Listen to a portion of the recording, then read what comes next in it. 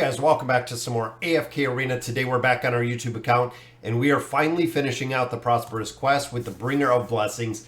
That is right, guys, it is the final boss, but as we get into this one, it is 3 teams. That is right, you need 3 total teams.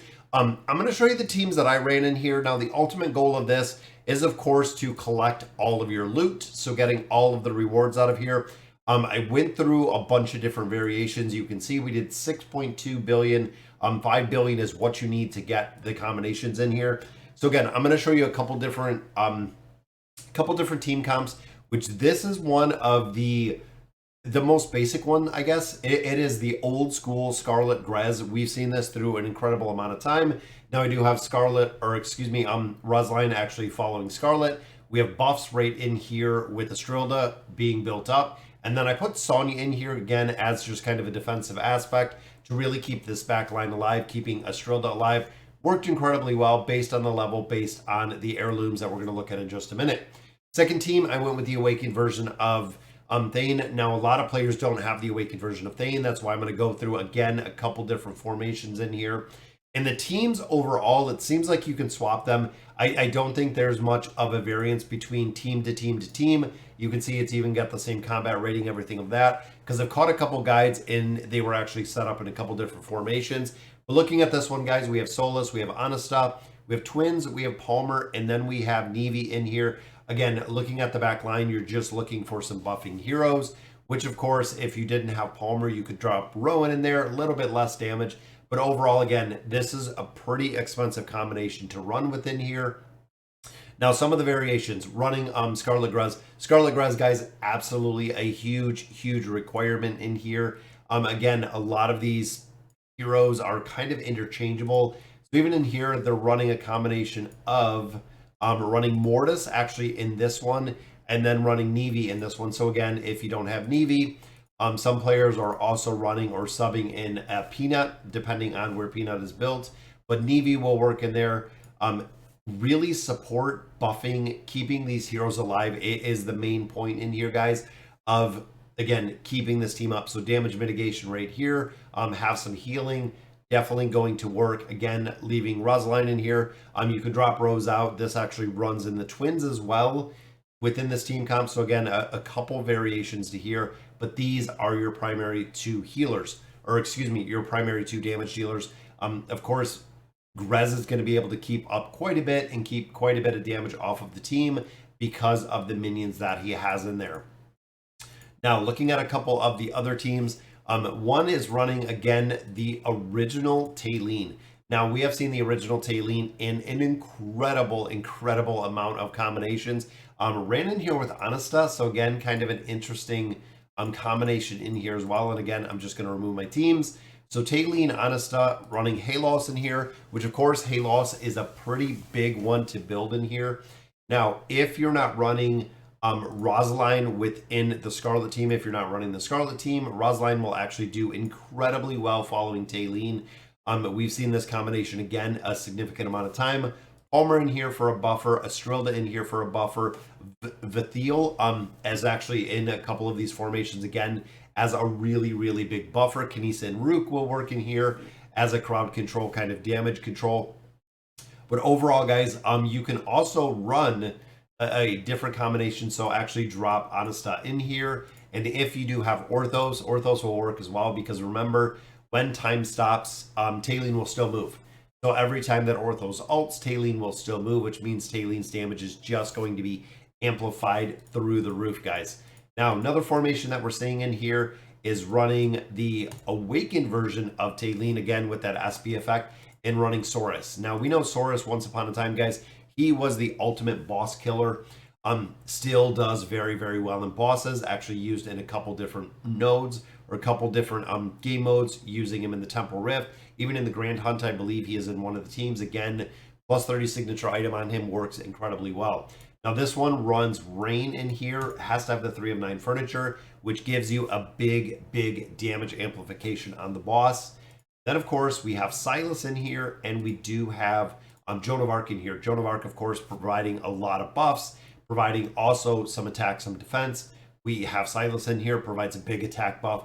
So when you look, guys, it is just all about buffing when you look at these teams. And again, when you look at our buffing heroes, you have Mortis, you have Neve, you have the twins, you have Halos, you have Palmer, you have Rosaline, you have Rain, you have Astrilda, you have Joan of Arc, you have Silas, you have Merlin. You have a lot of heroes in here to provide quite a bit when it comes to actually building these out and how much damage you're going to do in here. Now, pet wise, it varies greatly. It really does vary greatly because of the levels of the pets. That is really one of the very tough parts, guys. Golden Lion, awesome. It is probably one of the absolute best pets in AFK Arena still. Single target is the dragon. So when you look at the dragon is going to buff the strongest hero within your team, which in my case, in the team that I was running, is running Scarlet in here. Even running Scarlet Grez in this formation, guys. Scarlet is going to be the buffed one in here from the pet, which is going to be super effective. Then, of course, the Owl. The rest of my guys are on level 6, so even if we went with Firecracker, the Owl's abilities do pretty well. Again, I'd like to see the Owl on a little bit of a higher level, but overall, still doing pretty well. Now, the heirlooms for these. Looking through, guys, and again, the teams are somewhat interchangeable for some of the abilities. So I'm going to set my teams in here. So I'm going to clear everybody out. I'm going to set the teams. I wonder if it'll save the teams that I had in here. Yep. So I'm going to show you the teams that I had in here. And again, Grez, Scarlet, absolutely, guys. Heirlooms in here that we had chosen are the Icebringer, the Silent Hope, and then I believe there's one up towards the top, the Call to Arms. So, of course, this is solely based on Scarlet, and Scarlet doing an incredible amount of damage. So you want anything that is going to actually bring up every 3 instances damage caused by an allied hero will be a critical strike. Again, Scarlet, every 3 instances, guys, if she's shooting 20 bolts, this is going to go through the roof. During battles, allied heroes recover energy faster. So now she's going to be ulting faster. Definitely a win-win scenario in there. So this one, again, looking at Thane, it could be the original version of Taylene. It could be Anasta in here. Again, you could run Brutus in here with Anasta. It works incredibly well within a bunch of different formations. Again, the heirlooms that we're looking at in here, the Crystal, the Spurs, and then down in the very bottom, or no, maybe it was the top, right here, the Horn of Replenishment. So those 3 are the ones that we're running in here. The rest of the relics, guys, don't really have a place. A lot of them are defensive in nature, which is not going to help you hit your damage goal in here.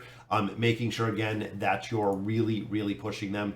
And then the final one, guys, the Swift Bow. And then we have the Supporter's War Flag. Again, looking at frontline allied heroes deal 30% more damage. Absolutely. Then our third one is right here, Silver Arrow. Swift Bow, Silver Arrow. Those are what we're running in here. Those are what got us to our goal. Again, a couple different formations in here to really get it done. The goal is to hit that pivotal mark within the rewards. You can even check out the leaderboards, guys. There's a couple in here where, again, Vithiel, look at that.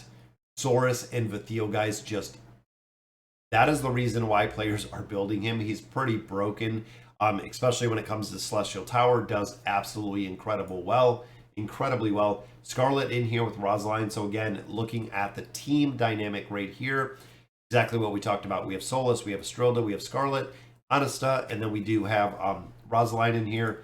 The final team in here is right there, the Awakened version of Thane. So the Awakened version of Thane in mine was in Team 2. So again, you can swap probably, 15 to 17 different characters in here or heroes in here, depending on who you have. Of course, they have fully maxed out Beast, fully maxed out Elder Tree. I'm going to do a lot of damage coming in at number 1, which is very cool to see. So guys, that'll do it for our battle. You can go through, hopefully you can hit the milestone marker. Even here, guys, what, 6.2, new record just on another time. You do get the 5 attempts, guys, but again, what you're shooting for is getting the rewards out of here. Ranked rewards, if you're really looking to grind in here, it is super ultra expensive if you want to do resets. But overall, guys, to get some of your silver coins in here for a badge that's going to be 60 days, not really a big win in there. Then unfortunately, no one in my guild has gotten to the point to get some bonus diamonds, but we might be there by the end of this calculation. So again, guys, all right, that'll do it for today. The Fortunate Firecrackers event, and I believe this is about done. We are about done, guys. 3 more days with the Merchant Adventure. I know a lot of players loved it. A lot of you guys really, really hated it. But as we get ready for the Awakened Belinda on, Tuesday? So coming up pretty soon, we'll have to see exactly where we're going. So, all right, guys, again, that'll do it for the video. Let me know in the comments what you guys think. And as always, thank you guys for watching.